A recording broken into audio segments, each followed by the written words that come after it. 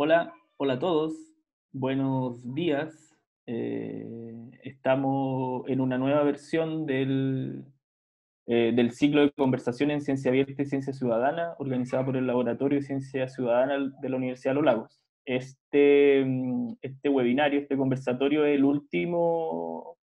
la última actividad de este ciclo que organizamos en el segundo semestre de este año y que buscó exponer y conocer y dar a conocer la perspectiva de ciencia ciudadana y de ciencia abierta a partir de diversas áreas de trabajo, diversas dimensiones, algunas más asociadas a entender el enfoque teórico, el enfoque metodológico, y otros webinarios estuvieron asociados a entender más bien la puesta en práctica de estas actividades. Y hoy queremos cerrar este ciclo con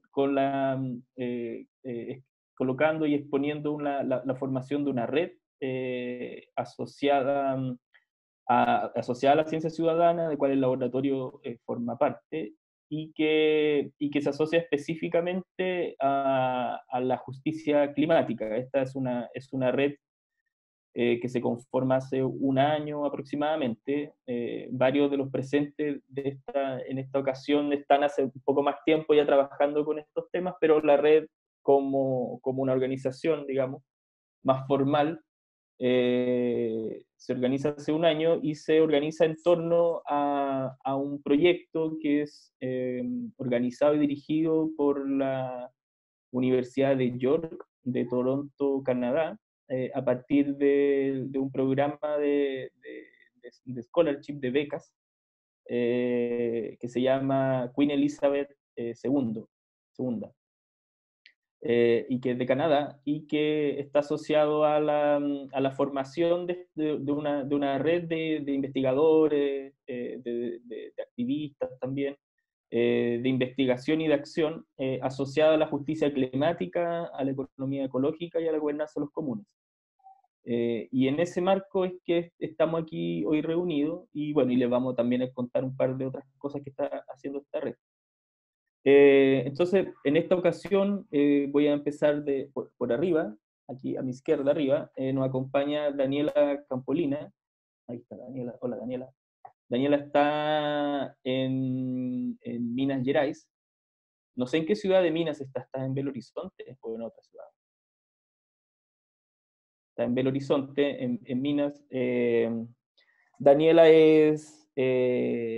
bueno, tiene un grado en ciencias biológicas, magíster en educación, y actualmente se encuentra haciendo su doctorado en la Universidad Federal de Minas Gerais.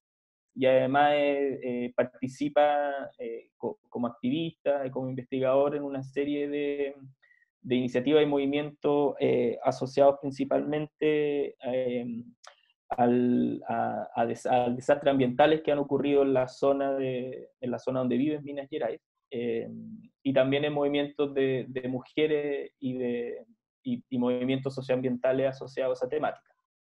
Hola Daniela, bienvenida. Luego abajo sigo con Katia. Katia Carolino también es de Brasil, ella está en San Paulo. Ella es abogada y está haciendo su doctorado en la Universidad de San Pablo en el programa de Ciencias Ambientales, en el PROCAM de la USP. Y también, bueno, desarrolla su investigación en el área principalmente. Hemos podido conversar que su trabajo se asocia a huerta urbana y a procesos de recuperación de soberanía alimentaria en contextos urbanos. Luego abajo tenemos a Marcondes Coelho. Marcondes es ingeniero forestal, está en Río de Janeiro. Es ingeniero forestal y está haciendo su doctorado en la Universidad Federal Rural de Río de Janeiro en ciencias ambientales y ciencias del bosque o ciencias forestales. Y trabaja en esta ocasión, su investigación se asocia principalmente con pueblos quilombos, quilombola, en la zona de la Mata Atlántica brasileña. Abajo está Alan Iwama, que ustedes ya lo conocen. Él es investigador, también ingeniero ambiental y doctor en ambiente y sociedad, investigador postdoctoral de la Universidad de Los Lagos y, bueno, colega líder también del Laboratorio de Ciencia Ciudadana. Y también nos acompaña Camila Bañales Sillel. Camila es ingeniero agrónoma, y bueno, y además también está haciendo su doctorado en ciencias ambientales en la Universidad de Concepción, y está colaborando con nosotros en la red en el desarrollo de una revisión exhaustiva de justicia climática y ciencia ciudadana en el sur global. Entonces de ahí les vamos a presentar los resultados preliminares de esa búsqueda, y vamos a profundizar un poco esa búsqueda nos permite un poco comprender en qué está esta idea o en qué está la conexión entre ciencia ciudadana y justicia climática, gobernanza de los comunes, etc. Así que eso, ya hice la presentación. Bueno, yo soy Francisco Parado, antropólogo y investigador, profesor de la Universidad de Los Lagos, y también coordinador del Laboratorio de Ciencia Ciudadana. Así que, Alan, te dejo para que inicie y pueda abrir un poco la conversación acerca del tema del día de hoy. Ya, muchísimas gracias, Francisco. Y gracias por la oportunidad también de hablar un poco sobre la iniciativa que estamos planteando con el Laboratorio de Ciencia Ciudadana, junto con, claro, la Red de Justicia Climática que usted bien presentó. Pero antes de iniciar las preguntas para los panelistas, me gustaría compartir mi pantalla acá. Dame solo un minutito. Para, bueno, reforzar lo que Francisco estaba diciendo sobre la red, la iniciativa de la York University en Canadá, y sobre el tema que estamos discutiendo en este webinario, que es la ciencia abierta y ciudadana y la promoción de la justicia climática como un tema transversal, ¿sí? Bueno, este es un proyecto de 3 años,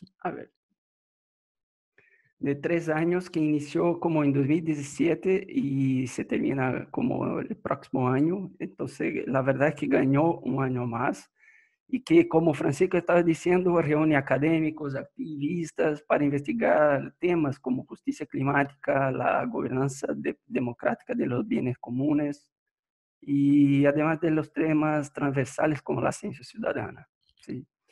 Que quería mostrar acá, ¿se puede ver? ¿Sí? ¿Mi pantalla? Sí. Es que, bueno, esta postulación se puede postular hasta el próximo año. Entonces está abierto para interesados, por ejemplo, en desarrollar las actividades como esta que estamos haciendo también en distintos lugares geográficos, ¿ya? Un tema importante de esta red es que reúne trabajos y proyectos interdisciplinares o transdisciplinares, la participación comunitaria y activismo social y ambiental, más que una investigación como un todo, pero se reúne también como activista de este tema, ¿ya?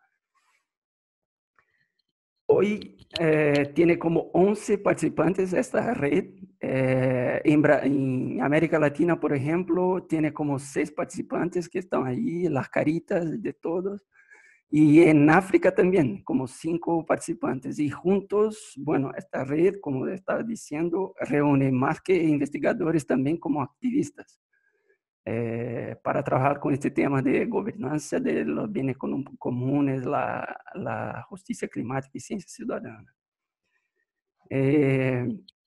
Y nosotros pensamos que como parte de esta colaboración, una gran oportunidad también para el laboratorio y junto con esta red de iniciar estas conexiones con los participantes para compartir experiencias, para llamar a la colaboración.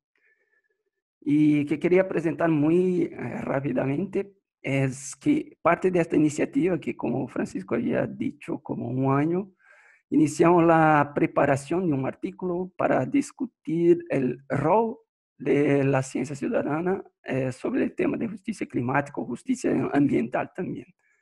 Así que entonces empezamos a catalogar la iniciativa que tiene con enfoque para el sur global, Y junto con, bueno, la Camila que está aquí conosco, está como haciendo un análisis más cuantitativa, mientras nosotros como una parte más cualitativa, o sea, producir resultados para discutir cómo este tema de justicia climática perpasa todo proyectos que están siendo desarrollados al sur global.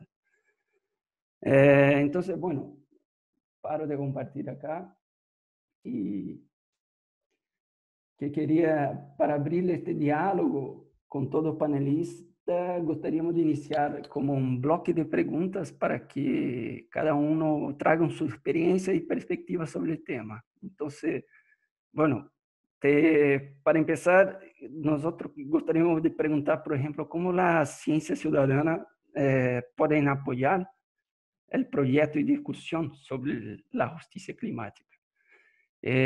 Más que isso, como aparecem suas investigações e quais são os desafios para involucrar o tema de ciência cidadã em los projetos que estão desenvolvendo agora. Então, quedam à vontade, passo a palavra para vocês. Nós nos organizamos como quem começa falando, então, diga para discutir isso. Já? Muitíssimas graças.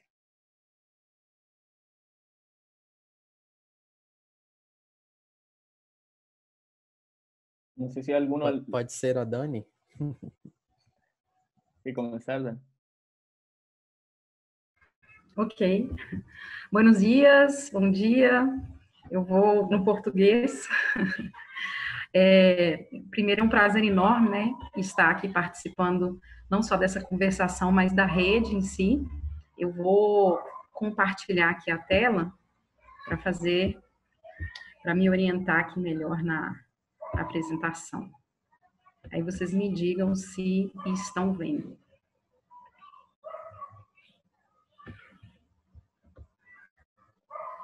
Tá movendo. Sim? Tá vendo, sim. Ok. Então, deixa eu colocar na tela maior para você, ok? Então, eu vou falar um pouco do projeto, né, que eu estou desenvolvendo junto nessa conexão Brasil-Canadá, né? O Francisco já fez a apresentação e eu fiquei muito feliz quando eu vi o edital dessa bolsa, porque eu vi escrito assim, para pesquisadores militantes, ativistas, né? E eu falei assim, opa, coisa boa, porque eu como militante, há muitos anos, a gente já tem trabalhado com a produção de conhecimento, com não com a concepção em si de ciência cidadã, que depois que nós fomos vendo que, na verdade, a gente trabalha com ciência cidadã e ciência aberta, mas junto a movimentos a gente já tem produzido conhecimento há muitos anos com relação à questão da mineração e das barragens. E quando eu vi, né, uma possibilidade de trabalhar numa rede de pesquisa, junto a uma rede de pesquisadores, como militante pesquisadora, eu fiquei muito contente, né? Por quê? Porque a produção científica também, né, a produção do conhecimento, ela muitas vezes, na região que eu atuo, né, que eu vou falar um pouquinho disso, a ciência que é produzida por nós, militantes, pesquisadores, acadêmicos, nem sempre ela é considerada uma ciência válida. A informação, os conhecimentos, a produção das mineradoras, né, inclusive a produção científica das mineradoras, ela é considerada muito mais válida. E principalmente pela questão da mídia, né? O poder midiático que as mineradoras têm. Então, a gente tem grandes desafios aí. Então, eu vou falar um pouquinho desse trabalho, né? Porque ao desenvolver essas iniciativas e com essa conexão, a gente pode perceber que não é algo apenas do Brasil. É claro que o Brasil tem as suas particularidades, especificamente onde eu vivo, aí eu vou passar rapidamente por isso, mas é algo que é para se pensar em rede mesmo, porque são problemas complexos e que as soluções também, elas tendem a vir em rede, né? E não são fáceis, são também complexas. Então, vou falar um pouquinho dessa questão da mineração, segurança hídrica e educação. Eu sou professora de educação básica no Brasil. eu agora estou em Belo Horizonte, mas eu trabalho numa cidade que ela está abaixo de 30 barragens de rejeitos, numa região que tem muitas barragens. Então, eu convivi um pouco com esse processo de desinformação e foi daí que veio a minha pesquisa também. E eu milito pelo movimento pelas Serras e Águas de Minas, e que também faz parte da rede latino-americana de defensoras, né, de mulheres defensoras dos direitos sociais e ambientais. Então, sobre a ciência que é válida, né, até antes dos 2 grandes rompimentos que ocorreram no Brasil, e aí eu trouxe algumas imagens, né, aqui a gente ainda vive com muitas barragens bem próximos de nós, e aqui tem ao lado, né, a gente está vendo, eu coloquei várias imagens de 2 grandes rompimentos que teve em Minas Gerais, que estão entre os maiores rompimentos de barragens de rejeitos do mundo. E por quê? Porque todo o conhecimento até então, né, que se tinha, inclusive as questões técnicas envolvendo a fiscalização de barragens, elas não diziam que realmente aconteceria. Os riscos, eles foram completamente subestimados e ainda continuam sendo subestimados, e sempre com uma perspectiva, inclusive, técnico-científica da mineração. Por exemplo, não se falava, ninguém disse, se estimou, e não que não houvesse conhecimento científico sobre isso. Ele simplesmente não foi utilizado. Então, por exemplo, aqui é uma imagem, abaixo, a última imagem, ela está mostrando a lama chegando no mar. Então, nos documentos técnicos, a gente falava, né, os técnicos falavam que a lama, se houvesse um rompimento, ela chegaria até uma pequena comunidade que estava a poucos quilômetros, mas, de repente, a lama chegou a 600 quilômetros. Então, ou seja, toda essa ciência, essa técnica, né, que era considerada como válida, apesar de vários movimentos já terem produzido conhecimento dizendo dos riscos, mesmo antes dos rompimentos ocorrerem, ela só passou a ser mais escutada e válida depois dos grandes rompimentos, porque os rompimentos nos ensinaram que existem ciências e ciências. Os rompimentos nos ensinaram o quanto é importante ter um papel da população como controle social, porque o Estado, o governo, ele não é capaz de fazer isso, né? E como foi uma sequência de rompimentos, isso grita não só para o governo brasileiro, mas para o mundo, a necessidade de se falar sobre isso, de se produzir conhecimento sobre isso, de compartilhar informação sobre isso. Então, só para contextualizar um pouco, né? O Brasil é um dos países, né, assim como os países da América Latina, que tem grandes riquezas minerais. Eu moro especificamente nesse estado, e quando vocês veem essa concentração aqui, não é à toa, que essa região é chamada de quadrilátero ferrífero, nós ambientalistas chamamos de quadrilátero ferrífero aquífero. Então, na escola, né, eu sou professora, nos livros, essa região, isso aqui, gente, esse mapa foi um mapa produzido pelo movimento, com cada bolinha uma barragem de rejeitos. Vocês podem ver uma concentração de barragem de rejeitos justamente nessa região, que é o quadrilátero, né? Por isso o formato. E quando você escuta o conhecimento que se tem dessa região numa escola, por exemplo, num livro didático, é que ali está concentrado uma das maiores reservas de minério do mundo, que é uma região muito importante para a economia. Mas junto com a mineração, não vem a informação que, junto com ela, também é a região onde tem uma das regiões do mundo com maior concentração de barragens de rejeitos. E que as barragens de rejeitos, elas são eternas. Elas não acabam junto com a mineração se não for feita várias atividades. Então, esse processo todo de desinformação que a mineração traz, quando ela chega nos locais, nós, em Minas Gerais, passamos por isso há 300 anos. Porque a mineração é uma atividade que existe há 300 anos nesse estado. O estado, ele iniciou, né, por causa dessa atividade econômica. Então, só para a gente entender o tanto que a desinformação, e por coisas simples, né, assim, não é nem conhecimentos muito complexos nesse sentido, e eu como professora da educação básica, né, nós não temos esse conjunto de informações organizadas, o que dificulta muito a gente ter uma noção do risco que nós estamos correndo. Então, essa região, que é o quadrilátero, né? Nesse mapa seguinte, é a região com as serras, né? É um mapa em que a parte mais escura são as serras, e aqui eu deixei só Os rios, porque são 3 bacias hidrográficas muito importantes, né? As bacias é o percurso por onde as águas escoam, né? Então, aqui está a região mais alta, que a gente tem divisor de 2 bacias hidrográficas e aqui outras. Ocorreram já rompimentos nessa bacia, ocorreram rompimentos nessa, e eu estou nessa daqui, que é a bacia do Rio das Velhas, que também é a bacia que abastece 70% da 3ª maior capital do Brasil em água. Então, qualquer uma das barragens que romper aqui vai deixar a 3ª maior capital do Brasil sem água de um dia para o outro.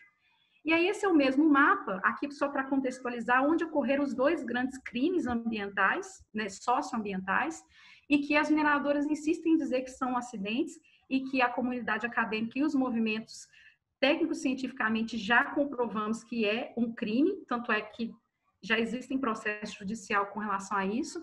Então, a cidade de Mariana, no dia 5 de novembro, 5 de novembro, que está a data errada agora que eu vi, mas é de novembro de 2015, e aqui na cidade de Brumadinho, no dia 25. Só que a questão é que as barragens, elas estão em cima de rios. E quando elas rompem, elas seguem o rio. Então, quando a gente fala de um rompimento, não é só nas cidades, mas em bacias hidrográficas inteiras. A gente está falando de quase 300 pessoas mortas e 2 grandes rios, né, brasileiros, que abastecem grandes rios brasileiros também, totalmente impactados. Até hoje, essa água ela não é possível de se utilizar e tem várias questões relacionadas à questão hídrica. Então, aí a gente está, o mesmo quadrilátero com o desenho das barragens. Isso é um mapa também feito por movimentos ambientalistas, porque você não encontra junto com a universidade, em parceria com a Universidade Federal de Minas Gerais. Por quê? Porque você não encontra esse conjunto de informações organizados dessa forma. Né?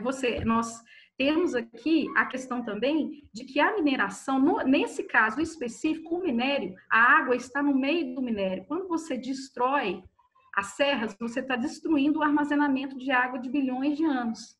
Né? Você está acabando com toda a reserva hídrica dessa região. Então, tem várias questões aí que estão ligadas ao direito da informação e da formação também. Por quê?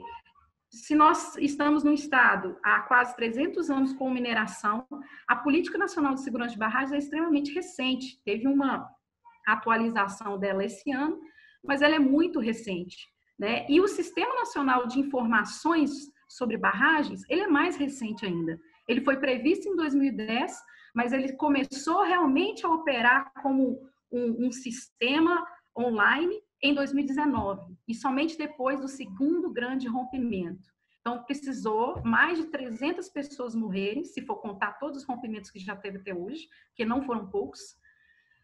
Precisou mais de 300 pessoas morrerem, precisou 2 rios totalmente devastados para você ter um sistema de informação. E ele é suficiente? Não. Por exemplo, o sistema de informação estadual de barragens, ele não coincide com o sistema nacional. As informações não batem. Né? E tem mais, essas informações elas não estão em nível de bacia hidrográfica. Nós estamos numa região em que as bacias são enormes. E pode acontecer em uma mesma cidade, se ela estiver no alto de uma serra, a mesma cidade, dependendo de onde está a barragem, pode atingir a cidade ou pode não atingir, dependendo de onde a pessoa está. E as informações do Sistema Nacional de Barragens, ela está por município, não por bacia. Então, aquele mapa que eu mostrei, por exemplo, ele não existe um mapa oficial brasileiro para dizer assim, oi, você mora em tal cidade? Olha, na sua cidade, tal, e barragem pode te atingir. Não existe essa informação em nível nacional. Então, além disso, as próprias informações nacionais oficiais, que é o caso a nacional e estadual, elas não conferem. São bases de dados que não se retroalimentam e que têm confusões entre elas. E tudo isso também, né, é um espelho dessa incapacidade de fiscalização do governo. Junto com isso, ainda tem a questão da lama invisível. Além dos grandes rompimentos, existem a possibilidade de vários novos rompimentos. E qual que é o problema disso? As próprias mineradoras agora, elas estão usando o fato de que pode romper para tirar as pessoas do território. Tira as pessoas do território, pessoas que estavam há anos resistindo naquele território, e a mineração fala, você tem que ir embora. E será que tem que ir embora mesmo naquele momento? Então, ou seja, a desinformação é uma forma também da mineração ocupar lugares e de não mostrar o risco que as pessoas realmente estão submetidas. E junto a isso tudo, a gente tem ainda a questão das mudanças climáticas. Por quê? As mudanças climáticas, elas afetam e a mineração, ela é afetada e afeta as mudanças climáticas. Como assim, né? Então, a própria mineração em si, no caso de Minas Gerais, por exemplo, você tira onde está o minério, você está falando de uma possibilidade de insegurança hídrica, porque a água está no meio do minério. Se não é em Minas Gerais ou qualquer outro lugar, você está falando de desmatamento, e muitas vezes é uma região que também tem a ver com uma segurança climática, né? E que pode alterar na questão das mudanças climáticas, e isso interfere também na escassez hídrica. E tudo isso, as próprias mudanças climáticas, elas afetam na questão da mineração pela possibilidade de novos rompimentos. Então, eu tentei fazer aí uma rede de conexões entre a questão da mineração e as mudanças climáticas, mas tem dados que também reforçam isso. Como, por exemplo, um estudo que foi feito de 1910 a 2010, sobre rompimentos de barragens de maneira geral no mundo, lembrando que esse estudo foi feito antes dos grandes rompimentos, tá? Ele já mostrava que a principal causa de rompimento de barragens é a questão de condições climáticas adversas, ou seja, mudanças que a gente aqui não estava com essa palavra, mas que a gente está entendendo como causas também relacionadas às mudanças climáticas. E a má gestão de barragem. Se você junta essas duas coisas, aí você imagina o que é estar no estado bomba, né? Tem 300 barragens aí nas nossas cabeças, com uma possibilidade ainda de as mudanças climáticas interferir isso muito. Esse ano, por exemplo, janeiro, a gente viveu um pânico em Minas Gerais, porque teve o maior nível de pluviosidade, né, de chuva dos últimos anos, e foi ameaçador. Foi aterrorizante estar aqui debaixo dessas barragens. Além disso, por que é importante falar sobre isso? Tem estudos que dizem um aumento, né, que as barragens, não só do tamanho das barragens, dos diques, da profundidade e do volume, né? Então, existe uma previsão de que ocorra de 2 a 5 episódios de falhas de barragem, né, isso tanto rompimento como vazamento, por ano, né? Então, ou seja, isso no mundo. Então, isso não é uma realidade só no Brasil, mas também no mundo. Então, esses rompimentos, no caso da mineração, ele é muito maior do que o rompimento, né, nas barragens de rejeitos. E não existe barragem totalmente segura, né? É uma coisa também que a mineradora gosta de falar, mas que isso não, tecnicamente, isso não existe. Então, só para finalizar um pouco esse contexto geral, a gente se pergunta, né? Como a gente pensar em justiça climática e justiça ambiental dentro desse contexto? Então, é algo extremamente complexo, que a gente tem que pensar tanto em escalas territoriais, por exemplo, as pessoas saberem onde elas estão, onde estão as barragens, a escala temporal, porque o tempo das barragens e o tempo da economia, né? O tempo em que finaliza a mineração e depois que a mineração terminar, o que vai acontecer com essas comunidades? E como que isso influencia também, os rompimentos também influenciam a economia. Então, tudo isso está conectado, né? É uma questão econômica também, é uma questão de gestão dos bens comuns também.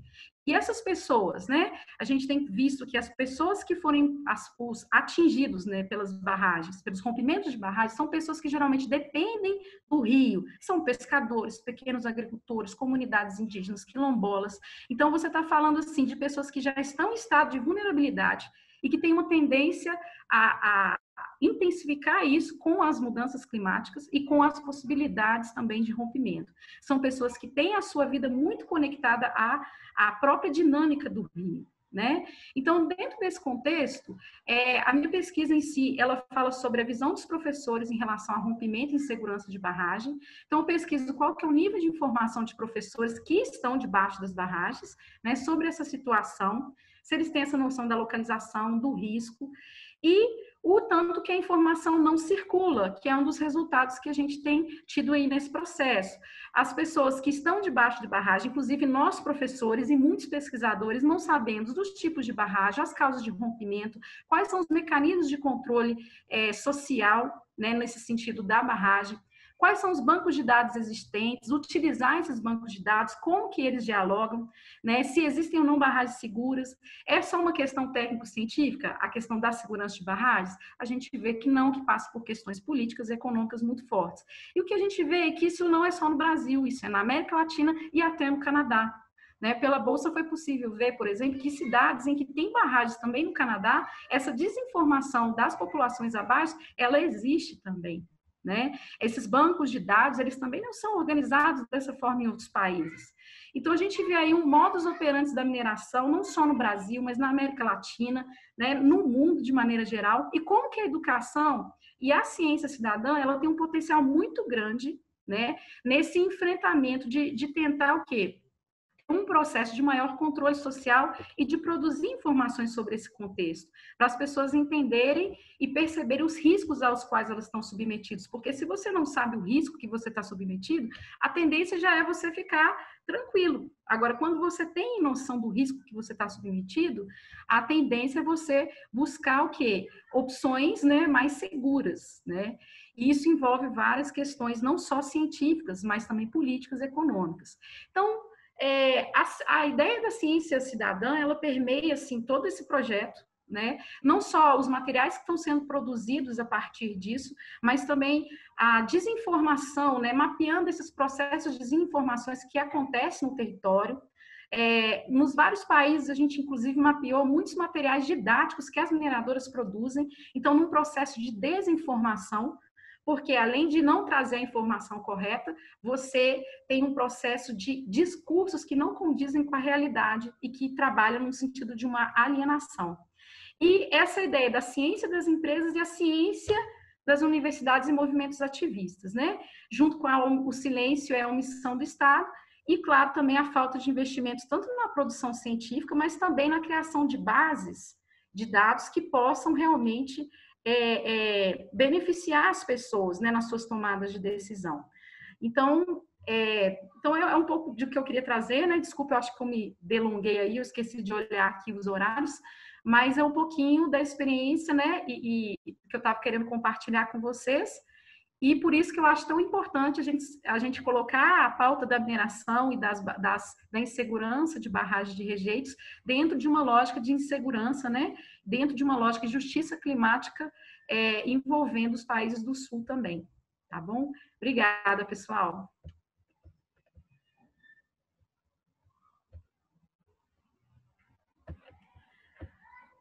Vou passar a bola para o colega. Bueno, el próximo que podría hablar quizás Marcondes o Katia, y quería recordar que nosotros vamos a compartir este material en el website del QIS, Justicia Climática, y también el Laboratorio de Ciencia Ciudadana. Y quería recordar también que tiene como más o menos 10 minutos para, hablar un poco más de su experiencia. Já, e vou avisar quando chegar ao fim. Ok. Dani, acho que você precisa parar de compartilhar para eu conseguir aqui.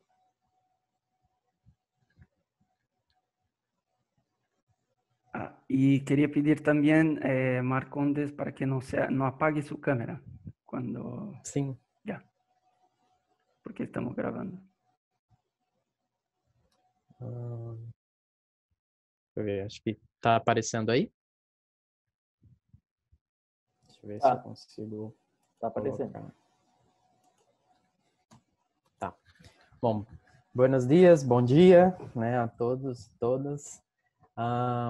Primeiro, realmente é um prazer poder estar conversando aqui com vocês nessa manhã, integrar, né, e fazer parte da rede.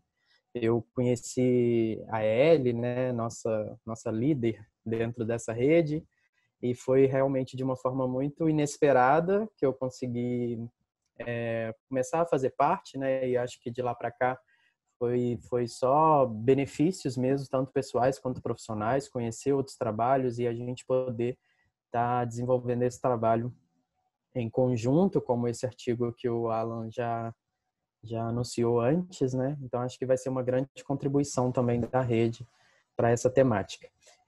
Meu projeto, ele está intitulado, então, como Serviços Ecossistêmicos do Solo em Comunidades Quilombolas no Estado do Rio de Janeiro. E a gente vai tentar dar um foco para estratégias para segurança alimentar e nutricional, principalmente devido ao impacto da Covid. Esse não era o meu projeto inicial, né? Meu projeto ele teve que ser reelaborado e repensado a partir do momento em que as atividades ficaram completamente suspensas, né, devido a seguir as regras, né, recomendadas pelas instituições de saúde e até mesmo dos próprios locais, né, onde eu teria esses campos. Alguns locais são cidades muito turísticas, em que a ida ficou completamente, realmente fechada as fronteiras. Então, enfim, mas eu acredito que é um foco em que o projeto também vai atender e até talvez superar alguns desafios que a gente pensou antes, né, com a primeira ideia.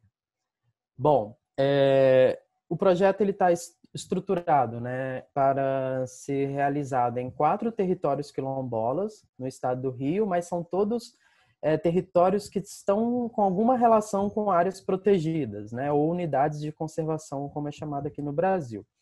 E nós temos, então, territórios sobrepostos totalmente a algumas unidades, como o Quilombo do Campinho da Independência, que fica sobreposto à área de proteção ambiental de Cariuçu. Temos também outros 2, né, que é o Quilombo de Cafundá Astrogilda e o Quilombo do Camorim, que estão sobrepostos ao Parque Estadual da Pedra Branca, no Rio de Janeiro. E tem um que está na zona de amortecimento do Parque Nacional da Serra da Bocaina, que é o Quilombo de Santa Rita do Buracuí. Então, eles têm em comum, além do fato de terem essa relação com as áreas protegidas, eles sofrem de ameaças diversas, mas que ao mesmo tempo, né, se convergem para um ponto comum, como o próprio racismo ambiental ou estrutural do governo brasileiro, a disputa por terras, porque entre esses territórios somente um possui a titulação da terra, que é o Quilombo do Campinho da Independência. Todos os outros sofrem muito com o progresso, né, da especulação imobiliária. A exploração de petróleo e gás, como no caso do Campinho, que está bem próximo, de frente, né, da Bahia, onde a gente está tendo o Polo do Pré-Sal, né, que foi um grande projeto aqui no Brasil para a exploração de petróleo e gás. Então, devido principalmente ao que ocorreu, né, no último ano, com um vazamento que, né, prejudicou bastante comunidades ao longo do Nordeste brasileiro, até chegando ao Sudeste mesmo. Então, a gente vê como essas comunidades estão expostas a esses riscos e as restrições ambientais impostas pela legislação que se aplica nessas áreas protegidas, né?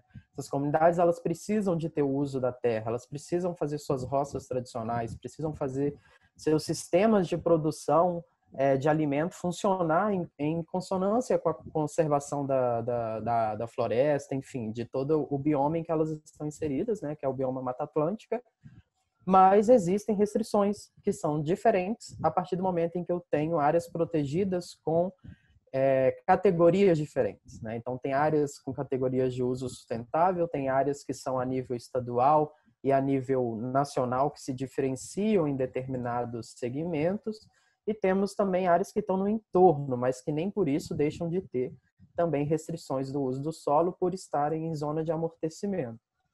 E um território quilombola, para quem não está muito acostumado, né, ou para quem não conhece, ele revela um dos processos mais, como posso dizer, um dos processos mais duros, né, e difíceis da história do Brasil, que foi a escravidão de negros trazidos, né, pelo tráfico do Atlântico durante mais de 3 séculos. E até hoje, o governo do Brasil nunca expôs, né, ou realmente fez uma política de reparo social para essas comunidades, para essa comunidade, né, essa parcela da população, a parcela negra da população do Brasil, né, embora a gente tenha tido direitos constitucionais e avanços legais em relação a isso, mas a gente não tem uma política específica para reparação histórica.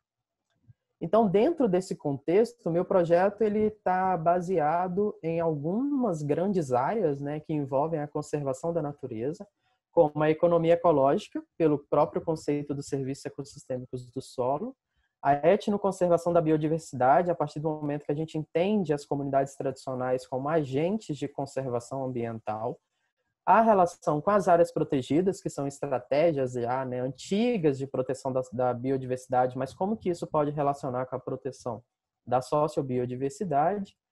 Uma ciência cidadã, ou uma ciência comunitária, né, que traz a perspectiva, então, do entendimento desses agentes de conservação nas práticas propriamente ditas de conservação, com ênfase nas práticas de conservação do solo. E a governança dos bens comuns e justiça climática, que é onde eu consigo fazer, né, mais a interação com um projeto maior da Universidade de York, porque o solo é um recurso natural, né, é um recurso que dá suporte à vida e também um suporte à morte, a depender das práticas religiosas de cada sociedade, né? Então é de onde você vem, mas também de onde você retorna. Então a gente consegue trazer esse recorte, né, para os direitos humanos e para a conservação. E os serviços ecossistêmicos do solo, por quê? Porque muito se fala dos serviços ecossistêmicos da natureza, como a gente enxerga as paisagens, né? Mas poucos estudos trazem a perspectiva dos serviços ecossistêmicos do solo. Então, como que eles se relacionam com os serviços de provisão, com os serviços de regulação, os próprios serviços culturais e os serviços de suporte, né? E qual a perspectiva que a gente pode conferir a esses serviços do solo dentro da conservação da natureza. E aqui nesse trabalho, essas autoras elas conseguiram, né, fazer uma relação das propriedades do solo com as suas funções e atingindo os seus serviços ecossistêmicos. Então a gente vê que é uma relação direta e que, para o desenvolvimento desse projeto, eu tive que tentar buscar fazer o vínculo, né, entre o manejo do solo e as práticas tradicionais agrícolas. Então, dentro dessa perspectiva, o trabalho ele é interdisciplinar porque ele vai além da análise dessas propriedades do solo. É uma análise que a gente vai tentar buscar conciliar como que as práticas tradicionais respondem a essas funções do solo e que pode estar, então, diretamente relacionado aos serviços ecossistêmicos e, no caso, com foco para a segurança alimentar. Porque o recorte dos riscos, né, ou das ameaças climáticas, nós temos, por exemplo, uma intensificação das precipitações. Com a intensificação das precipitações, podemos ter um desequilíbrio do ciclo hidrológico. O desequilíbrio desse ciclo ele influencia no aumento do processo de erosão do solo, e com a erosão do solo você tem perda de nutrientes. Se você tem perda de nutrientes, você não atinge, né, uma segurança alimentar e nutricional, porque sabemos que o nosso alimento depende desse recurso. Ao mesmo tempo, um outro exemplo é o aumento de temperatura. Com o aumento de temperatura, nós temos uma alteração, né, da incidência solar, e isso influencia na característica que chamamos de fotoperíodo, né, que é exatamente essa quantidade necessária para poder ocorrer, né, os processos de fotossíntese das culturas. Cada planta e cada cultura tem o seu fotoperíodo. Com isso, você então também tem a redução da produtividade de alimentos. E então, como que a gente conseguiria relacionar isso, né, dentro da prática de ciência cidadã e ciência aberta? Então, a gente vai buscar dentro desse projeto, a partir de uma ciência cidadã, que é o estudo do solo, junto com esses atores, junto com esses pequenos agricultores quilombolas, para a gente poder planejar, né, o estudo do solo, avaliar essas características, então, claro, dependendo então dessa integração com a academia, né, com a universidade, para essas avaliações físicas, químicas e biológicas, mas a gente tem a oportunidade de debater esses resultados para que ocorra um registro, né, um cadastro e a divulgação pública desses dados. Porque a partir dessa divulgação pública, estratégias adaptadas ao local podem ser tomadas. Então, talvez uma estratégia de um quilombo urbano, no Rio, pode não ser a mesma estratégia do quilombo que está em Paraty. E é a partir desses dados, né, e dessa reunião de informações que a gente vai buscar a fazer essa divulgação para essa adaptação. E por isso eu acredito, né, que a prática da ciência cidadã e a ciência aberta ela se relaciona dentro desse projeto, porque como a própria FAO, né, e a ONU já vem alertando, podemos ter um risco de apartheid climático, né? Quais são as pessoas e os grupos sociais que serão mais atingidos? Se hoje no Brasil eles já são os mais vulneráveis, então para erradicar essa questão de pobreza rural, de problema da fome, como os próprios objetivos, né, de desenvolvimento sustentável traz, a gente pode então seguir, né, buscando uma agricultura mais resiliente. Aqui, para a gente entender um pouco, né, o marco metodológico do projeto, como ele está organizado. Então, como eu disse, a gente vai buscar fazer um trabalho interdisciplinar em que você tem, então, o entendimento do solo como um capital natural, e por isso as análises físicas, químicas e biológicas do solo, mas relacionando, então, na dimensão pessoal, né, do conhecimento, da percepção, das práticas e habilidades com o manejo do solo, e como que isso se relaciona com o uso coletivo desse recurso, porque estou falando de comunidades que são organizadas, né, socialmente, e como que isso está integrado, então, à questão mais universal, né, a dimensão que a gente chamou de universal, que são as legislações, né, a ação de organizações da sociedade civil, enfim, como que as políticas públicas estão direcionadas para essa questão. E aqui, claro, né, tentando buscar, então, adaptações locais para a gente superar desafios globais, como a gente relaciona com os ODS. E só para a gente ilustrar também um pouquinho, né, como que seria feita essa análise do solo, a gente vai buscar 4 princípios para os serviços ecossistêmicos. Então, a capacidade do solo de ciclar nutrientes, a capacidade de armazenar, de suprir e de transferir. E esses são as análises físicas, químicas e biológicas, né, distribuídas, em que a gente vai poder integrar esses dados acadêmicos, né, com a ciência cidadã a partir da percepção e da análise naquelas dimensões que eu mencionei. Bom, os resultados ainda são parciais, porque, como eu comentei no início, né, o projeto foi surpreendido pela pandemia da Covid, então nós estamos com as atividades de campo, as entrevistas e tudo que depende, né, de mais contato e de presença no campo do projeto suspenso. Mas, em razão disso, né, como a Dani colocou, um grupo de pesquisadores militantes, então a gente se reuniu e escrevemos uma carta para alertar, né, tanto a comunidade acadêmica e científica mundial, mas também para que a gente pudesse reverter a esse nosso alerta para a academia, para que tomadores de decisão e membros dessas comunidades, né, e lideranças locais pudessem ter um suporte da gente, né, enquanto pesquisadores, para superar esse problema da pandemia da Covid-19, que é um problema que está atingindo desproporcionalmente as comunidades quilombolas, né? Hoje as comunidades quilombolas apresentam uma taxa o dobro da taxa nacional brasileira de letalidade, de mortalidade. Então sabemos sim que a pandemia atinge, né, as desigualdades já tão enraizadas no país, né, mas que a gente precisa então dar mais luz para que isso seja superado, e eu espero que esse projeto, a partir do momento em que a gente está buscando modelos, né, de gestão e de uma agricultura mais sustentável, a gente consiga contribuir de alguma forma com essas comunidades. E é isso. Agradeço a atenção e a oportunidade de divulgar um pouquinho do que a gente está planejando, principalmente para o ano que vem, né? Esperamos que seja um ano un pouco melhor e mais propício para o desenvolvimento do projeto. Obrigado. Muy bien, Marcondes. Muchas gracias por la presentación también. Me gustaría solicitar para parar de compartir la pantalla y pasamos para o Katia o Camila si quieres seguir. Entonces, recordando, tiene como 10 minutos para mostrar un poco de su investigación. Ya. Posso apresentar, Camila? Bom dia a todos e todas.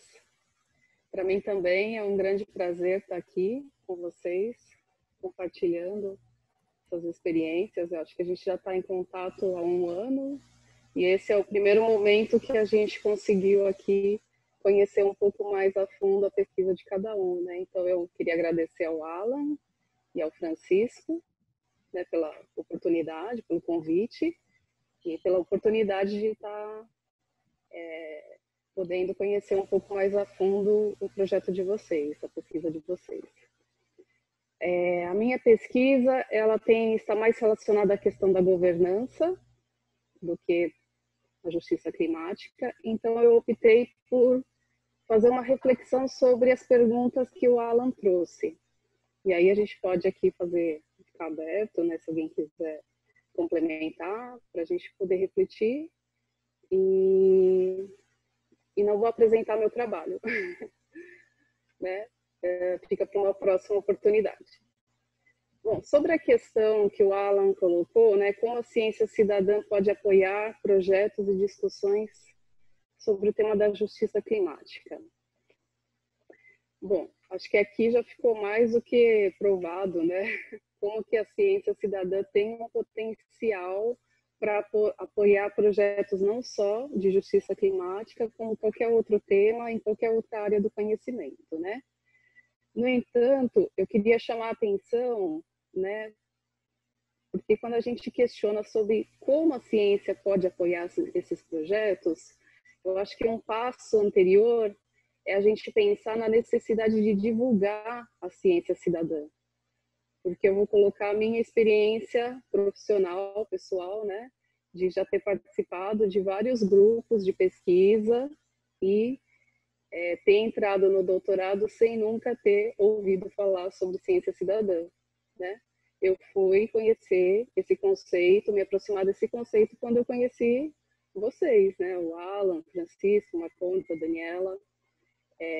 Então, eu acho que a gente precisa pensar nisso, em como fazer essa divulgação, né? Então, eu tenho um grupo do meu orientador, que é o professor Marcos Sorrentino, trabalha bastante com pesquisa, intervenção, pesquisação participante, mas não é a mesma coisa, né?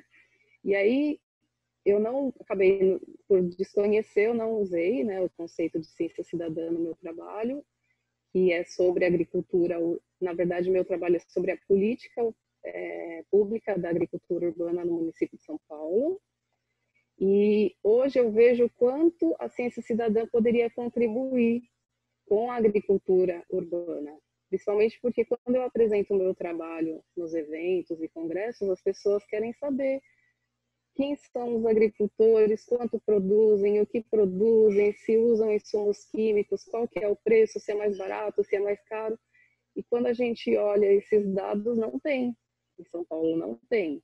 Tem o censo agropecuário do governo do estado, que é parcial, porque faz só em área rural. A prefeitura tem levantamentos também de agricultores, mas já foi identificado que é um cadastro incompleto.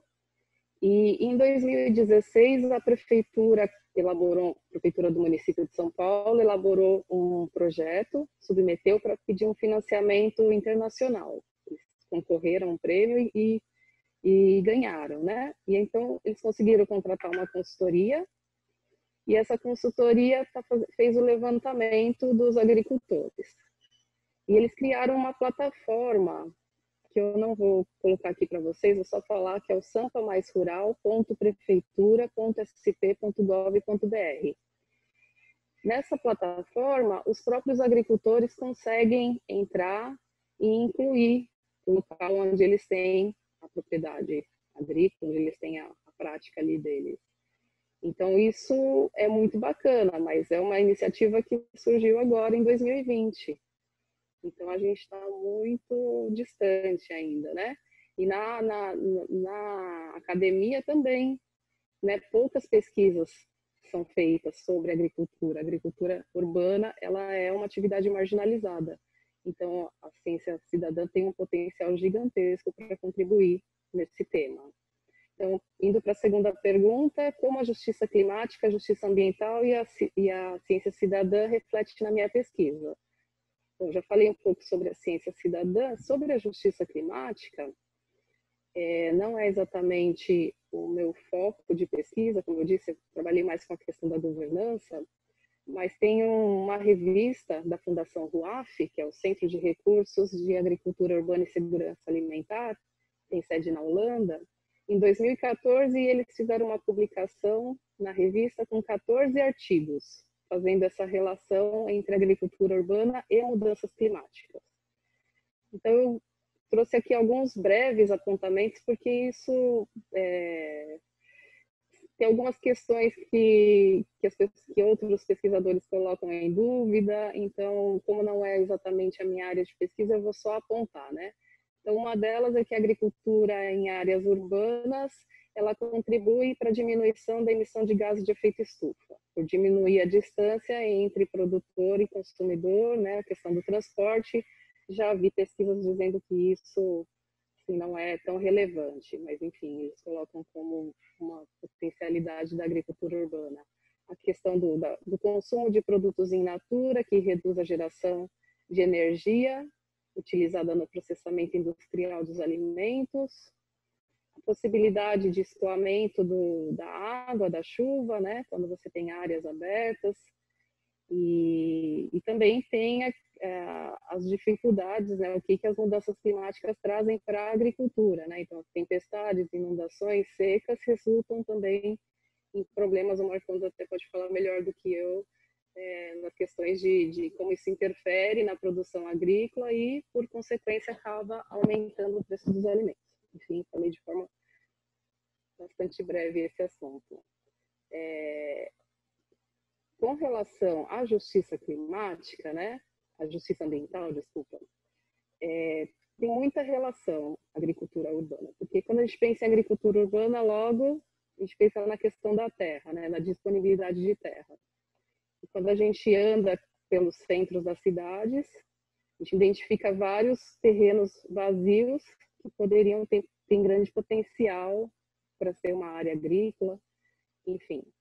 Mas esses terrenos, eles estão blindados, né? São propriedade privada, e mesmo você tendo um município que tem uma política pública de agricultura urbana, que quer incentivar a agricultura urbana nas áreas urbanas da cidade, a propriedade privada ela é blindada. Então, o que resta para os agricultores que querem se dedicar a essa atividade? São as áreas marginalizadas, né? Em áreas de APP, em áreas de manancial, em costas. Então, é isso que resta para os agricultores, né? Então, quando a gente pensa no conceito de justiça ambiental, né, é bastante relacionado a isso, né? Tanto a justiça climática quanto a justiça ambiental, uma vez que esses agricultores eles estão expostos aos maiores riscos, aos terrenos que são mais degradados, né? As áreas em que o mercado, né, a especulação imobiliária não quer, eles estão nessas áreas que estão degradadas, enfim. Então, tem bastante relação, esses dois conceitos, com a temática da agricultura urbana. E, por fim, a terceira pergunta, né, quais são os desafios para envolver o tema da ciência cidadã nos projetos que eu desenvolvo? Então, acho que eu já deixei bem claro aqui essa questão dos próprios agricultores poderem divulgar o que eles estão produzindo, aonde eles estão produzindo, como eles estão produzindo. Isso seria muito importante, né? Não tem pesquisa sobre isso. Por outro lado, é o que eu já disse, né? A atividade agrícola em áreas urbanas ela é muito marginalizada. Então, como fazer isso, né? Precisou de um financiamento externo para a prefeitura criar uma plataforma para conseguir consolidar esses dados. E pesquisa acadêmica não tem sobre isso, o município é grande, se torna também um dado desatualizado ao longo dos tempos. Então, acho que a pergunta que fica é o como fazer, né? E talvez vocês possam dar algumas luzes sobre essas questões. Bom, mais uma vez queria agradecer e passo a palavra agora para Camila. Muchísimas gracias, Katia. Bueno, Camila, con todo el tiempo de 10 minutos para comentar un poco de su trabajo y también del artículo que estamos preparando. Ya. Sí, bueno, muchas gracias por la invitación. En realidad ha sido súper bonito aprender del trabajo que realizan ustedes, pese a que me cuesta de repente entender el portugués. Yo entiendo 80% y el resto como que pero voy aprendiendo. Tengo una mini presentación para compartir, si es posible compartir la pantalla un ratito. Voy a hablar primero de a ver si es que... ¿ahí ven mi pantalla? ¿Sí? La tengo que poner en Sí. presentación. Ya. Bueno, primero les voy a contar un poco del trabajo que yo estoy haciendo en mi tesis y después pasar a contar el trabajo que estamos haciendo en conjunto con Alan y con Francisco y con Vladimir Riquelme. Este es el título hasta ahora de mi tesis, que se enfoca en los ríos como sistemas socioecológicos. Yo vengo de estudiar los ríos desde la perspectiva geomorfológica y ecológica, entonces esto de abordar la dimensión social también ha sido un proceso de aprendizaje para mí. Y esta tesis está guiada por dos profesoras, una que se llama Evelina Vid, que es bióloga especialista en peces, y otra que es abogada, que ha trabajado con temas de derecho de agua y derechos de pueblos originarios. Y esta mezcla ha sido muy interesante, hemos entablado un triángulo de trabajo bien, bien bonito. Ha sido además muy, muy bonita experiencia para mí trabajar con investigadoras mujeres. Entonces, es un tema necesariamente interdisciplinario que aborda metodologías de distintas disciplinas científicas, pero también transdisciplinario, que es un poquito ambicioso, pero intenta articular el conocimiento de las comunidades locales pehuenche que habitan en la zona de estudio donde estoy trabajando. La zona de estudio es el río Queuco. A ver, aquí hay un mapa de... el río Queuco es una cuenca andina que es tributaria de esta macrocuenca, el río Biobío. El río Biobío es una cuenca enorme en Chile, es la cuenca que alberga mayor diversidad de peces nativos chilenos, tiene 3 especies que son endémicas y están todas en peligro de extinción. Los peces nativos chilenos no les va muy bien, no tienen muy buenas estrategias de supervivencia. Entonces tiene una relevancia ecológica muy grande y también una relevancia económica, porque es una cuenca que tiene intervenciones de todo tipo, tiene empresas forestales, tiene empresas sanitarias, tiene 3 empresas, es la cuenca muy conocida internacionalmente por 3 megaproyectos de hidroeléctricas, que son estos 3 puntos amarillos acá. Entonces, estas hidroeléctricas también son como el peor ejemplo a nivel mundial de desplazamiento forzado de comunidades indígenas locales, de comunidades pehuenche, y también han generado un impacto ecológico en la red fluvial enorme, porque el río Queuco queda de cierta forma cortado del resto de la red fluvial, atrapado entre estos dos embalses, aquí aguas abajo el embalse Angostura y aguas abajo el embalse Pangue. Entonces es una cuenca de alta relevancia y yo llegué aquí un poco por vaivenes de la vida, pero principalmente por una solicitud puntual.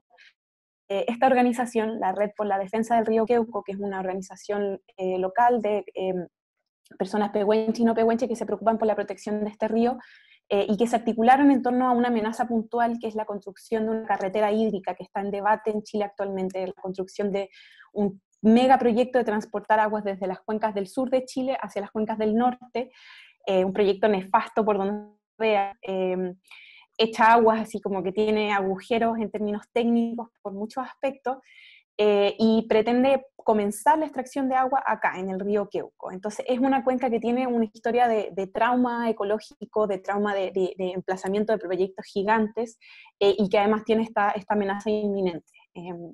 Entonces esta organización, la Red por la Defensa del Río Queuco, que son amigos míos, yo los conocí a través de un viaje de educación ambiental por el río Biobío, dijeron, mira, en la cuenca del río Queuco no hay información, no hay una estación hidrométrica, no tenemos información de las especies que existen ahí. Entonces surgió como una demanda local de generar información técnica y científica en el territorio. Entonces eso para mí en términos profesionales y en términos personales tiene mucho valor.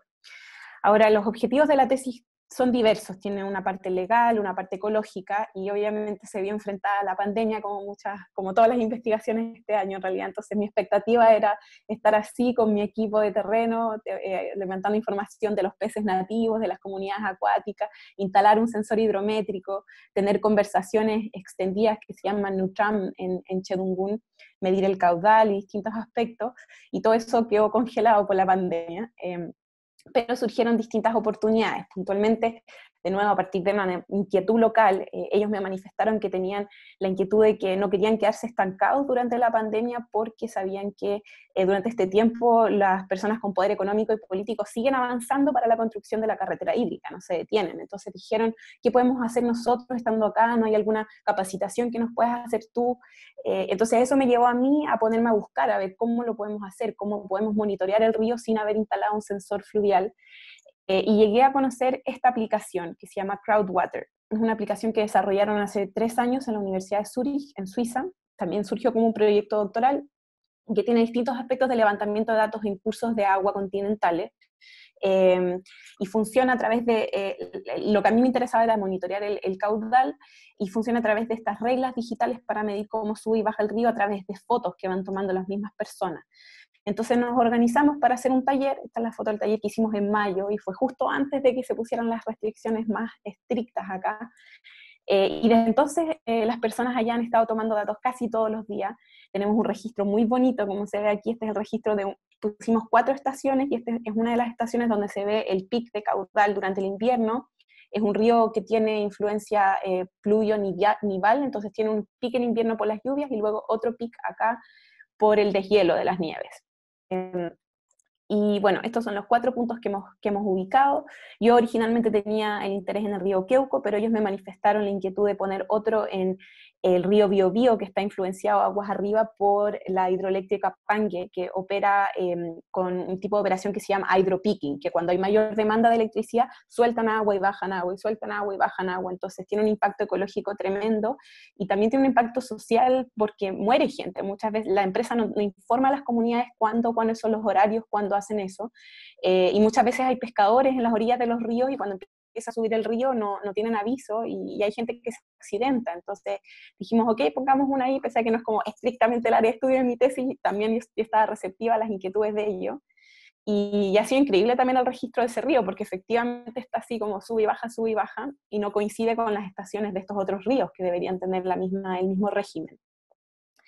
La aplicación tiene distintos tipos de toma de datos. Yo estoy enfocada en el nivel de río, pero también hay tipo de río, por ejemplo, para los ríos estacionales, la humedad del suelo, contaminación de plástico, tiene distintos aspectos, y estamos explorando cómo sacarle el mayor provecho a esta aplicación, que han sido ellos, también el equipo de Groundwater han sido muy receptivos con nosotros. Eso como para contarles un poquito el trabajo que yo estoy haciendo en mi tesis doctoral, y ahora paso a la segunda parte, que es contarles del trabajo que estamos haciendo con Alan y con Francisco y con Vladi. Este trabajo utiliza la metodología de redes bibliométricas, y estoy ocupando un software que se llama Sitespace. Es un software abierto para hacer reviews, y más que reviews son análisis bibliométricos, que es la bibliometría es una rama de la estadística que se preocupa por el análisis de información cuantitativa en bibliografía científica. Entonces es una metodología cuantitativa para explorar las redes de publicaciones científicas. Entonces es importante entender algunas definiciones. Como les decía, la bibliometría es una rama de la estadística, entonces se preocupa por cuantificar los aspectos que generan este paisaje de información científica, ¿no? El software Sitespace, ya se los presenté, es un software abierto que diseñó este caballero, Xiaomei Chen, en el año 2003, y se va renovando todos los años. Y funciona en base a las redes de cocitación. Es importante entender este concepto porque es súper curioso. Forma este tipo de redes donde hay nodos y conexiones, y las conexiones son conexiones de cocitación. Entonces, por ejemplo, ¿qué significa que 2 documentos sean cocitados? Por ejemplo, el documento A y el documento B son citados en el documento E, y en el documento E y en el documento C. Entonces, a más veces 2 documentos o más sean citados en conjunto, significa que hay una relación semántica o de tema, tienen un tema en común.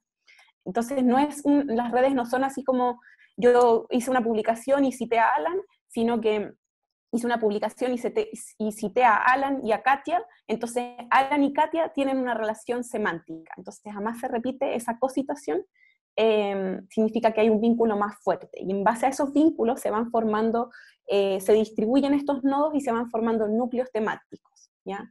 Entonces voy a mostrarles un trabajo que yo hice también como parte de la tesis de revisión en torno al pueblo mapuche, que es el pueblo con el que yo estoy trabajando, como ejemplo de un poco los resultados esperados que tenemos para este trabajo en torno al tema de ciencia participativa. Como les contaba, esto es una metodología cuantitativa, entonces una de las ventajas que tienen métricas estructurales. Y las métricas las más importantes son las métricas estructurales, porque lo que he aprendido yo es que muchas veces los reviews le dan mucho énfasis a la cantidad de citas que recibe un paper, pero por ejemplo esa cantidad de citas puede estar influenciada por cosas como la autocitación, que un autor se autocite demasiado, o por núcleos temáticos o como endogamia científica, por decirlo de alguna forma, que haya como una investigación que se produce en una universidad y solo los investigadores de una universidad citan esa investigación. Entonces se forma un nodo alrededor de ese trabajo, pero no significa que estructuralmente en la red completa sea muy importante. Entonces por eso las métricas como la centralidad, por ejemplo, son importantes, porque la centralidad habla de cuán central es una publicación, cuánto conecta otras publicaciones, no cuánto es citada, sino que cuánto conecta otras publicaciones. Y hay otras métricas como las métricas jerárquicas, que es la clásica número de frecuencia o número de publicaciones, la explosividad, por ejemplo, cuánto interés recibe un autor o una publicación en un espacio de tiempo, que eso habla del interés científico que recibe un trabajo o un autor o autora. Este es el trabajo en que voy a basar la presentación para compartirle como los resultados esperados. Por ejemplo, este es el tipo de resultados que se obtienen. Se obtiene información sobre las disciplinas principales, que nos da un poco luces desde dónde se está estudiando este tema. También se forman nodos temáticos. Por ejemplo, estos son los nodos temáticos que yo obtuve para esa investigación, y es interesante ver cuán centrales son ciertos temas. El software entrega estas etiquetas automáticas, y por ejemplo puede ocurrir que hayan etiquetas repetidas. Por ejemplo, aquí estaba plantas medicinales, que se repite aquí y se repite acá, pero cuando uno se mete a estudiar el nodo y ver cuáles son las otras palabras adicionales que hay en ese nodo, puedes entender de qué se trata de forma global y cómo se relaciona con los demás. En este caso era interesante porque estos dos nodos, por acá, estos tres de acá, eran principalmente en Argentina, y estos de acá eran principalmente en Chile, y además tenían no solamente una distinción geográfica, sino que también temática. Posiblemente pueda ocurrir algo similar en el trabajo que estamos haciendo de ciencia participativa. Y la consistencia de esta red se mide con las métricas que les comentaba antes, la centralidad, la modularidad, que habla de cuánto puede una red dividirse en ciertos módulos discretos. O sea, si una red tiene buena modularidad, significa que se forman estos nodos así como consolidados, pero si tiene modularidad baja, significa que es dispersa, que como que nada tiene mucho que ver con nada, todavía no está tan consolidada los temas. Y el ancho promedio de silueta también es una métrica que entrega así como consistencia intramodular. Este es otro tipo de gráficos que entrega esto está construido en torno a estos núcleos de acá, estos 8 núcleos, y da una idea de la temporalidad de los núcleos, de cómo va evolucionando el interés científico y cómo se va relacionando los distintos nodos. Como les decía antes, por ejemplo, se pueden repetir estas etiquetas automáticas, pero uno investiga adentro del nodo los términos comunes, y ahí pueden ver, por ejemplo, este nodo de acá tenía más que ver con aspectos políticos e históricos, y este nodo de acá, que sí tenía que ver con plantas medicinales, hablaba de las propiedades organolépticas, de la percepción cultural, de la transmisión de conocimiento local en torno a las plantas medicinales. Entonces esto también importa, por ejemplo, la cantidad de artículos que componen un núcleo, habla de que todos esos artículos están relacionados entre sí, pero si es un número muy pequeño y hay un nodo, un núcleo en torno a no sé, pues 10 papers, significa que todos esos están relacionados, pero porque son citados por un solo trabajo. Entonces no es tan, lo ideal es que los nodos tengan por lo menos 20 papers o una cosa así. Este es otro de los resultados que se pueden dar, que son las redes de los autores, cómo se cocitan los autores y quiénes son los autores más relevantes, quiénes han sido cocitados con mayor frecuencia. Lo mismo se da con las fuentes. Aquí surgen fuentes que son libros, que son publicaciones científicas, pero no solamente revistas científicas, aquí también surgen cosas, por ejemplo, aquí hay varios libros relevantes, por ejemplo esto que dice Historia del Pueblo Mapuche, son 2 libros, y si bien no estaban en el conjunto de publicaciones que yo metí en el programa, sí aparecen porque son citados frecuentemente por esas publicaciones. Y también se pueden producir este tipo de nube de palabras, también con las keywords o las palabras claves que eligen los mismos autores, porque es distinto las palabras que elige el software para las etiquetas automáticamente a través de algoritmos que las palabras que eligen los autores y las autoras para describir su investigación. Un análisis que también es interesante con el tema de las palabras clave es la temporalidad, que por ejemplo en esta investigación fue interesante que yo hice un análisis de por ejemplo, dividimos en 3 periodos, dependiendo de momentos clave en términos jurídicos, de, por ejemplo, cuando los países adoptaron la Convención 169, o cuando crearon las leyes indígenas dentro de su propia normativa, y era interesante como, por ejemplo, al comienzo del periodo que esta investigación partió en 1975, las palabras claves para describir a los pueblos originarios eran, por ejemplo, indios o indoamericanos, o comunidades aborígenes, y después más adelante se ocupaba comunidades pehuenche, comunidades mapuche, como reflejando también los procesos de identidad y de recuperación cultural que tienen las mismas, y el reconocimiento por parte de los investigadores y de las instituciones académicas. Entonces, el trabajo el análisis de las palabras clave y cómo van evolucionando en el tiempo también es bien interesante. Algunas ventajas y desventajas, hoy se me pasó, algunas ventajas y desventajas de este trabajo es que es un software que entrega, una de las grandes ventajas es que puedes analizar mucho volumen de información. Para el trabajo que estamos haciendo con Alan y con Francisco, el conjunto final después del filtrado que yo extraje de WOS son 2.100 y algo publicaciones, entonces es un montón de información que quizás si uno lo revisa a mano y lee cada uno de esos trabajos, es un montón para hacer una persona, pero lo que hace este software es que te permite encontrar directamente cuáles son las publicaciones más centrales, más estructuralmente relevantes, y los autores también. Algunas de las desventajas es y que es importante en este tema, es que queda fuera mucha información no publicada o no indexada, información que no está en formato de publicación científica o que no está indexado en WOS. Entonces esa es una de las desventajas principales. Bueno, esto también es un trabajo que se puede hacer, que son las redes de instituciones. Aquí estas son casi puras universidades chilenas para el trabajo en torno a pueblo mapuche, pero también es interesante, yo hice este como mapita un poco para orientarme de dónde está surgiendo las publicaciones científicas, porque es interesante, sobre todo cuando uno tiene un lente de sur global o norte global, ver quién está publicando, sobre quién, qué es lo que se está diciendo y dónde se produce el conocimiento científico, cuando tiene que ver con comunidades que muchas veces no tienen acceso a ese conocimiento científico y muchas veces son dejadas o desconsideradas y su propio conocimiento no es tomado en cuenta. Entonces, es interesante para el debate. Eso, muchas gracias. Muy bueno, muchísimas gracias, Camila. Qué buena presentación, como todos hicieron. Súper interesante. Y bueno, Francisco, ¿cuánto tiempo tenemos para debatir un poco? Tenemos nuestro tiempo. Dejemos, mira, son 12, casi 12:30. Podemos hablar unos 20 minutos. O como 10 minutos. Sí. Sí.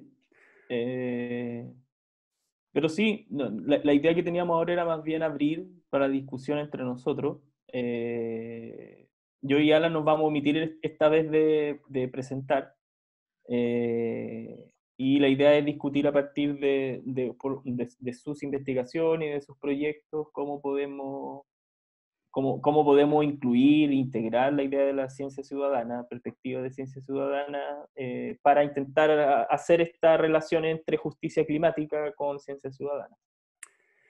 Y bueno, que quería adelantar un poco, que me pareció muy interesante sobre todas las presentaciones, es que de alguna manera, cuando estamos discutiendo el concepto de justicia climática, estamos como discutiendo la conexión entre los derechos humanos y el cambio climático, las transformaciones.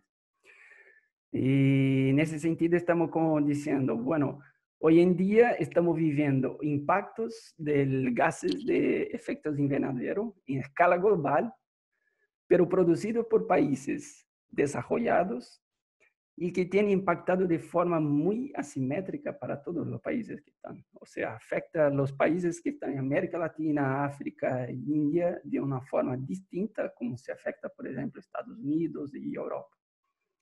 Y entonces, yo creo que esta discusión de justicia climática, ella invita también a esta pregunta que Katia había planteado, ¿cómo hacer?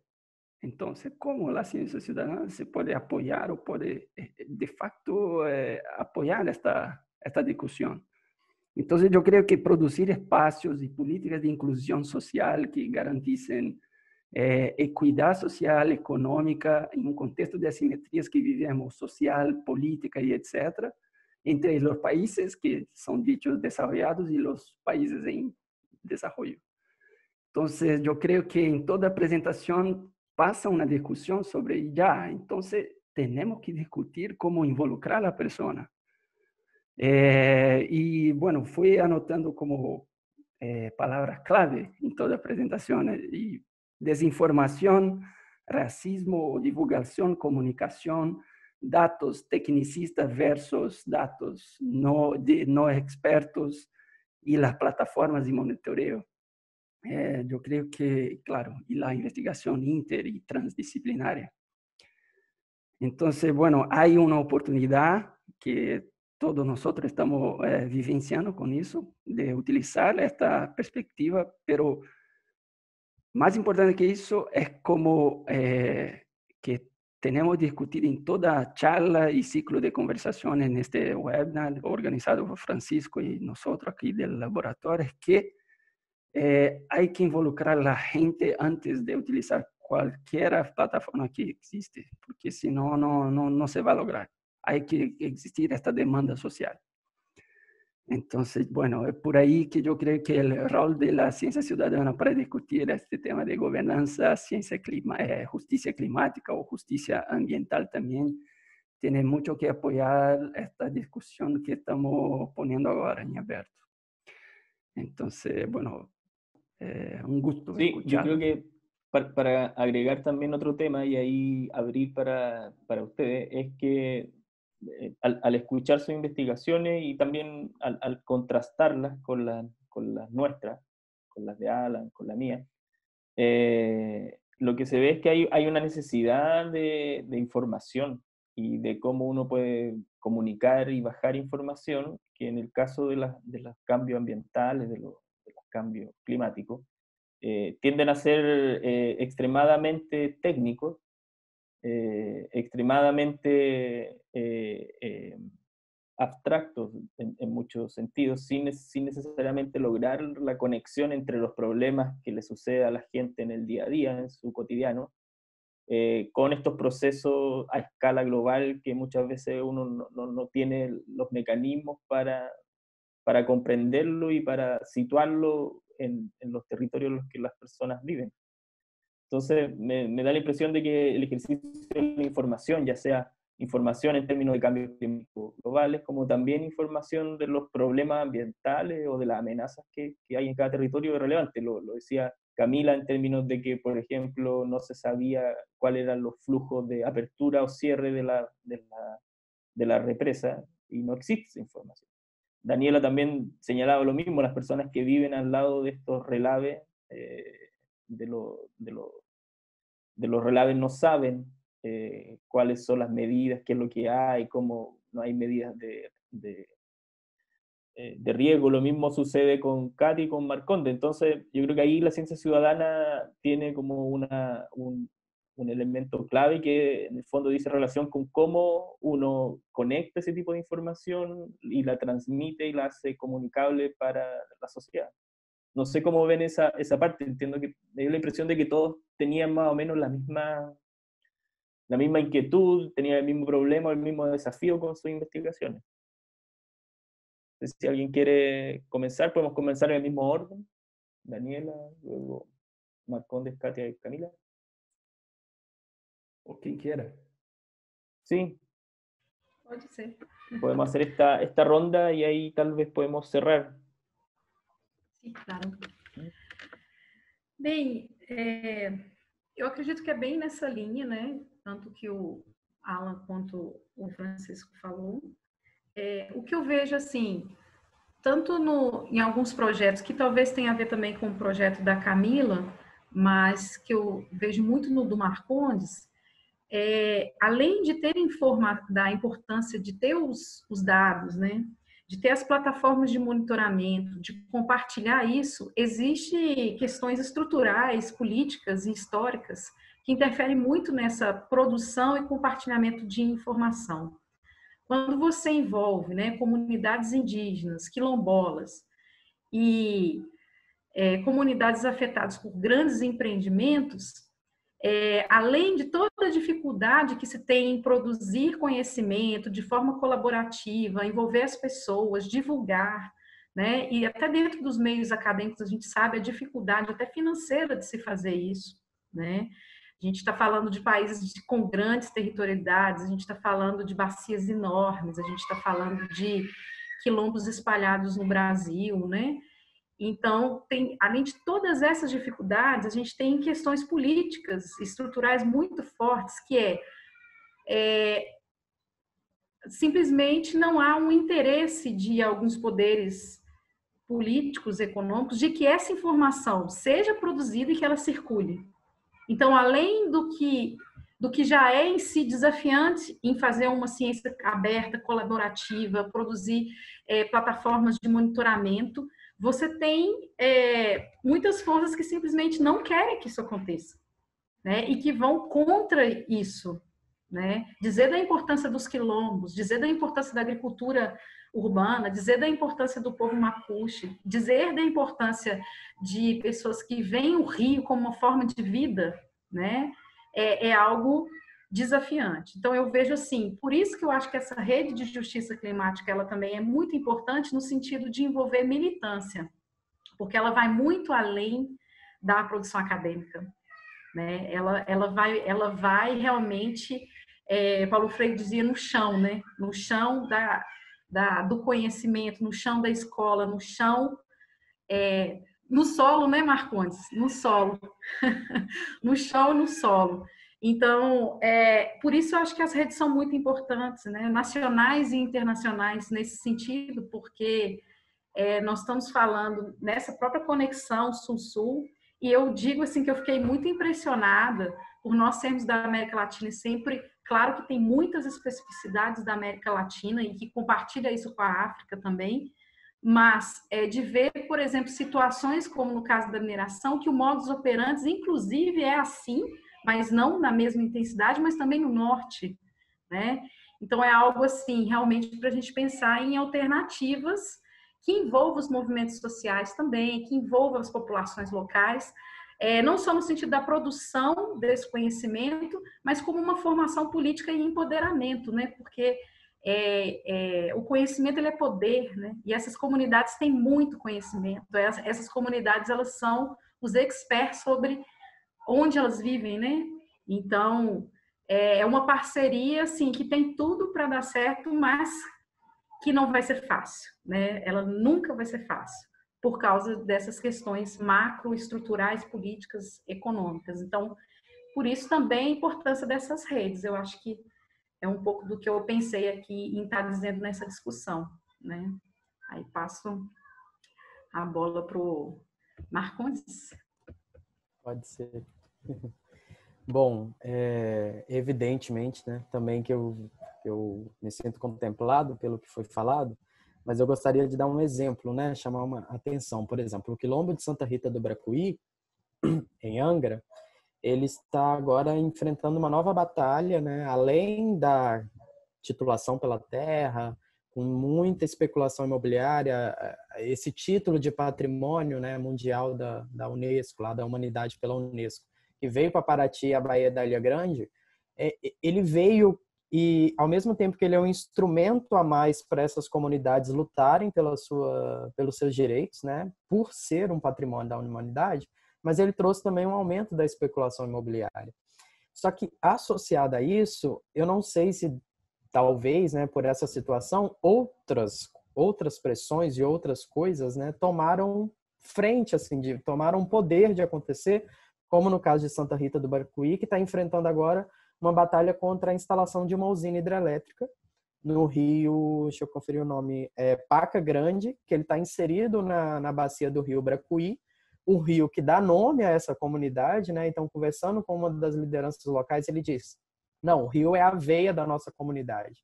Então, como que no relatório dessa usina hidrelétrica, no relatório de impacto ambiental, que tem um levantamento, eles não citam a comunidade quilombola como uma comunidade que vai ser afetada por esse empreendimento. Então, uma invisibilidade total. E não só essa comunidade, como a aldeia, né, do povo Guarani, que fica também do outro lado do quilombo. O rio, ele divide, do outro lado está a aldeia, do lado de cá está o quilombo. Então, ele atinge essas duas comunidades.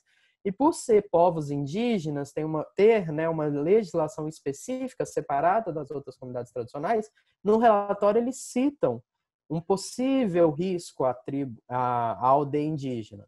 Mas aos povos, a comunidade quilombola não. Então, uma invisibilidade desse racismo ambiental e estrutural que vem, né, e que já vem trazendo desde o norte, porque eu acredito muito também, Dani, que mesmo que esses impactos ocorram também no norte, eles ocorrem também contra quais são as pessoas do norte que estão sendo atingidas por esses empreendimentos. Tem o recorte racial, tem o recorte das pessoas de cor, como eles chamam no norte, né, de que estão sendo atingidos. Não são seus próprios filhos da terra que estão sendo atingidos por esses empreendimentos. Então, como que o poder do capital ainda está enraizado nisso? E acho que essas pequenas iniciativas mesmo, né, da gente enquanto pesquisador, para tentar dar luz e jogar luz mesmo, para tentar denunciar essas coisas e somar força, porque infelizmente sabemos, né, que na centralidade um documento tecnicista talvez vai ter mais valor do que um documento de um relato pessoal deles num processo judicial, por exemplo.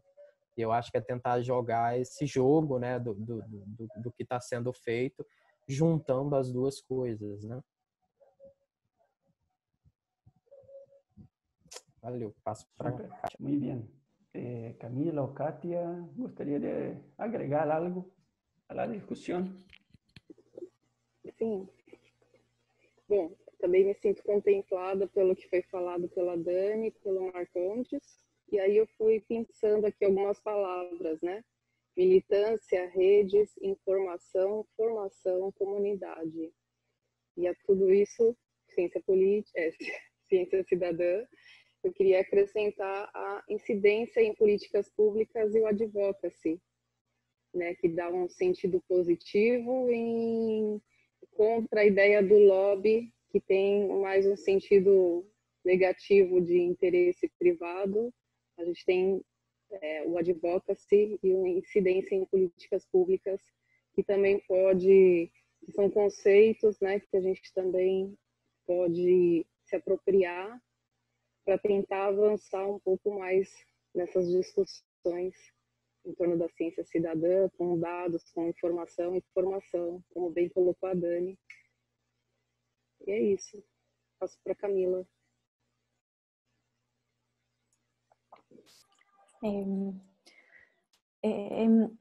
Bueno, creo que me quedé colgada pensando en lo que decía Daniela de la importancia de formar redes en torno a este tema, porque siendo un tema incipiente hay como harto camino por abrir y muchas veces no hay mucho, así una pauta, una receta que te diga así se hace, así no se hace, no sé, entonces como es bueno ir aprendiendo de los errores y de los aprendizajes en el camino. Una inquietud que a mí me da harto vuelta con la experiencia que yo tenía en Alto Biobío es el tema de la motivación a participar, porque es verdad que el conocimiento es poder y eso uno lo sabe. O sea, yo tengo, mi mamá es periodista y ella siempre hablaba que las comunicaciones o la información y comunicar la información es poder al final. Pero cuando me lo cuestiono harto, sobre todo de como lo que yo he ido sintiendo y pensando en el trabajo con las comunidades desde una postura en que, siendo una investigadora evidentemente no indígena, llegar a un lugar en donde implica conocer a las comunidades y enfrentarse un poco como una brecha de trayectoria, de traumas, de historias personales, que es muy, muy distante a mi historia personal, y que de repente como que me hace cuestionarme si cómo uno puede generar lazos significativos con estas personas, por un lado, Y por otra parte, cómo motivar a más personas, porque a nosotros nos ha pasado en el monitoreo es que al principio partió un grupo bien motivado y ahora con el tiempo han sido poquitas personas las que siguen involucradas. Entonces, yo pienso mucho en, bueno, cómo hacer que se involucren más personas y cómo que ellos sientan también que tienen un retorno, porque si bien yo voy compartiendo los resultados de mi investigación y les voy contando lo que hago, de repente también es un poco una sensación de como David contra Goliat, así como de sentir que lo que uno está haciendo es un granito de arena tan chiquitito que cómo puede uno volver a las comunidades y decir, mira, lo que estamos haciendo de verdad cuenta. Porque yo sé que cuenta, pero cuenta como en el largo plazo, cuenta así como a escalas como muy, muy chiquititas. Entonces, esas sensaciones de como la parte quizás más emocional y motivacional de las comunidades y de uno mismo también como investigadora, porque, o sea, todos nosotros aquí tenemos una sensibilidad especial hacia la injusticia, entonces como ir lidiando con las sensaciones que te genera la injusticia, así como la frustración, la impotencia, y por otra lado ir como cumpliendo las metas académicas que te van pidiendo, es como, pienso harto en eso, así como en el desafío, como la reflexión también personal y el aprendizaje o la transformación que uno va pasando con estas actividades y después cómo comunicarlo a otros, no solo a las comunidades o a otras personas, sino también a tus pares, así de por qué esto es importante y eso, pues esa es como la inquietud o las cosas que a mí de repente como que me quitan un poco el sueño.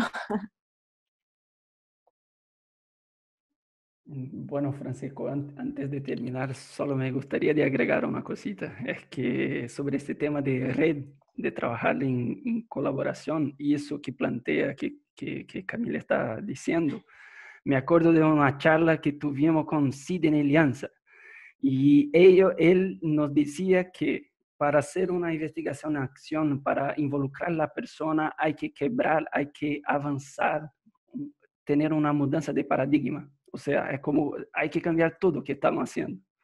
Hay que pensar como, ya, si vamos a involucrar a la persona, tenemos que tener más tiempo, buscar, claro, otras estrategias. Y no hay una metodología para cada uno de esos proyectos. Hay que buscarla. Y yo creo que quería recordar es que parte de ese trabajo que estamos haciendo, el Laboratorio de Ciencia Ciudadana de la Universidad de los Lagos, junto con la York University, nosotros también estamos involucrando iniciativas o buscando colaboración con la RICAP, que es la Red Iberoamericana de Ciencia Participativa de América Latina y países iberoamericanos, con la Fundación de Ciencia Ciudadana. Y sí, es verdad que las mudanzas y los impactos ocurren mucho más rápido de lo que necesitamos hacer, la mudanza necesaria. Pero eso nos da también un respaldo que buscar esta colaboración está cada vez más como emergente y evidente para nosotros. Eso que quería agregar. Gracias. Bueno, a mí solo me gustaría agradecerles a todos, mencionarles que este webinario, este video va a estar disponible después, lo vamos a editar un poquito y lo vamos a subir a las plataformas digitales de la universidad, lo pueden encontrar también seguramente en la página de la Red de Justicia Climática de la Universidad de York.